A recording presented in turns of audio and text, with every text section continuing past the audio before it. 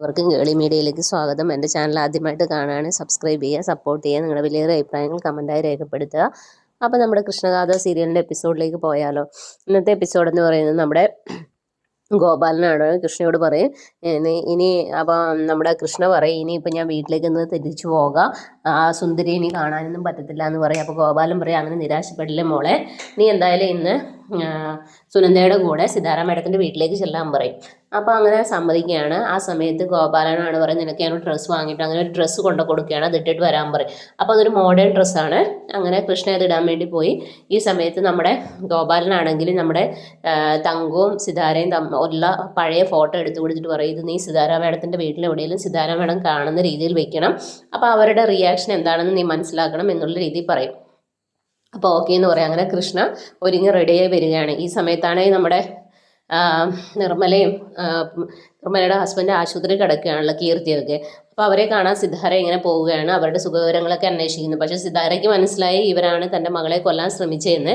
പക്ഷേ ആ ദേഷ്യമൊന്നും വെക്കാതെ അവരെ ചെന്ന് കണ്ടിട്ട് പറയുകയാണ് കീർത്തിയുടെയും നബീൻ്റെയും വിവാഹം ഞാൻ നടത്തിത്തരാം, നിങ്ങൾ എൻ്റെ കൂടെ നിൽക്കണമെന്ന് പറയുകയാണ്. അപ്പോൾ ഇവർക്ക് ആദ്യം ഒന്നും മനസ്സിലാകുന്നൊന്നുമില്ല. അങ്ങനെ അവർക്ക് വാക്ക് കൊടുക്കുകയാണ് നിങ്ങൾ പേടിക്കേണ്ട എന്നുള്ള രീതിയിൽ. അങ്ങനെ പുറത്തേക്ക് ഇറങ്ങുമ്പോൾ സിനി ചോദിക്കും മേഡം എന്തൊക്കെയായി പറയുന്നത്. അപ്പോൾ പുറത്തിറങ്ങി കഴിയുമ്പോൾ നവീൻ്റെ അടുത്ത് പറയും കല്യാണ തീയതി നിശ്ചയിക്കാനുള്ള മുഹൂർത്തം നമുക്ക് അടുത്ത ദിവസം തന്നെ എടുക്കാം എന്നുള്ള രീതിയിൽ അവരുടെ അടുത്തും പറയും. അപ്പോൾ സിനി ചോദിക്കുക എന്തൊക്കെയാണ് മേഡം ഈ പറയുന്നതെന്ന് ചോദിക്കുക. അപ്പോൾ സിതാര പറയും എൻ്റെ മകളെ കൊല്ലാൻ ശ്രമിച്ച അവരെ ഞാൻ അപ്പം തന്നെ കൊല്ലുകയാണ് വേണ്ടിയിരുന്നത്, പക്ഷേ അങ്ങനെയല്ല, അവളെ കൊല്ലാൻ വേണ്ടി തന്നെയാണ്. കാരണം തിരുമേനി പറഞ്ഞത് നിനക്ക് ഓർമ്മയില്ലേ, കാരണം കല്യാണം കഴിച്ച് വീട്ടിൽ വലത് കയറി കഴിയുമ്പോൾ കുറച്ച് ദിവസങ്ങൾക്കകം നാഗശാപം ഏറ്റു മരിക്കുമെന്നുള്ളത്.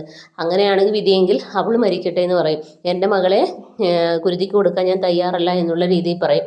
അപ്പോൾ സിനി അത് കേട്ടിങ്ങനെ വളരെ ഇതായിട്ട് നിൽക്കുകയാണ്. പിന്നീടാണെങ്കിൽ നമ്മുടെ സുനന്ദയും കൃഷ്ണയും കൂടെ സിതാര മേഡത്തിൻ്റെ വീട്ടിലേക്ക് ചെല്ലുകയാണ്. ചെന്നിട്ട് അവിടെ ചെല്ലുന്നു. അപ്പോൾ സിതാരയാണെങ്കിൽ മാറിപ്പോകും ഇത് ഗാഥയാണെന്ന് വെച്ച്. അങ്ങനെ ഗാഥയാണെന്നുള്ള രീതിയിൽ അങ്ങ് സംസാരിക്കുകയാണ്, ഓരോ കാര്യങ്ങളൊക്കെ സംസാരിക്കുകയാണ്. പിന്നീട് പെട്ടെന്ന് മുകളിലേക്ക് നോക്കുന്ന സമയത്ത് നമ്മുടെ ഗാഥയാണെങ്കിൽ ജീൻസിലൊക്കെ ഇട്ട് വന്നിട്ട് പറയും ഇനി വേറെ ഗാഥയെ കണ്ടെന്നൊന്നും അമ്മ ഇങ്ങനെ വിളിച്ച് പറഞ്ഞേക്കലെന്നുള്ള രീതിയിൽ പറയും. അപ്പോൾ സിതാര വല്ലാത്തൊരു ഇതിലിങ്ങനെ നിൽക്കുകയാണ്. അപ്പോൾ കിച്ചണിൽ അവർ പകണിയൊക്കെ എടുക്കുന്നു. അതിനുശേഷം നമ്മുടെ സുനന്ദയാണെങ്കിൽ ആ ഫോട്ടോ ഇങ്ങനെ ഒരു സ്ഥലത്ത് കൊണ്ടുവയ്ക്കും. അപ്പോൾ നമ്മുടെ കൃഷ്ണ ചോദിക്കുക എന്താണെന്ന് ചോദിക്കുക. അപ്പോൾ ഒന്നുമില്ലെന്ന് പറയും. അങ്ങനെ സിതാര അത് കറക്റ്റായിട്ട് കാണും. സിതാര എടുത്ത് ഇങ്ങനെ നോക്കിയാണ് ആ ഫോട്ടോയിലേക്ക് കുറേ തവണ നോക്കിയിട്ട് ഇങ്ങനെ ഞെട്ടിത്തരിച്ചിരിക്കുകയാണ്. കാരണം ആ രഹസ്യം അവർ ഓർക്കുകയായിരിക്കും ഇതെന്താന്നുള്ളത്. ഇതൊക്കെയാണ് നാളത്തെ എപ്പിസോഡിലുള്ളത്. അപ്പോൾ നാളത്തെ എപ്പിസോഡ്